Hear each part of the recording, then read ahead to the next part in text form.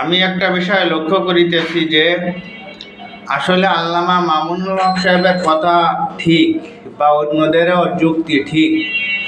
কারণ বাংলাদেশের 100 ভাগের 95 ভাগই মুসলমান। সেখানে জাতীয় কবি উপাধি দেওয়া হয়েছে কাজী নজরুল ইসলামকে। অথচ কাজী নজরুল ইসলামের কোনো একটা বিষয়কে জাতীয় সঙ্গীত বানানো হলো না।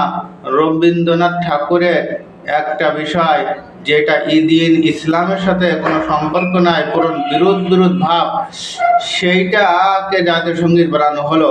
অথচ বারিশে দামামা বাদরে আমামা এই যে কবিতাটা আছে, এই জাতীয় কিছু কবিতা বাংলাদেশের জাতীয় সঙ্গীত বানানো দরকার। এটা আমাদের ইসলামের ঐতিহ্য, এটা আমাদের মুসলমানদের ঐতিহ্য। এর মধ্যে কুফর এবং শিরকের পার্থক্য রয়েছে।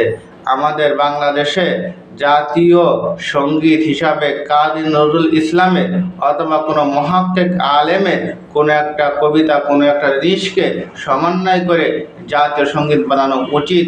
আমার ইমানি দায়িত্ব হিসাবে আমি ঢাকা জাতীয় ফতোয়া বিভাগের পক্ষ থেকে আমি এই দাবি, আমার এই আওয়াজ তুলতে চাই।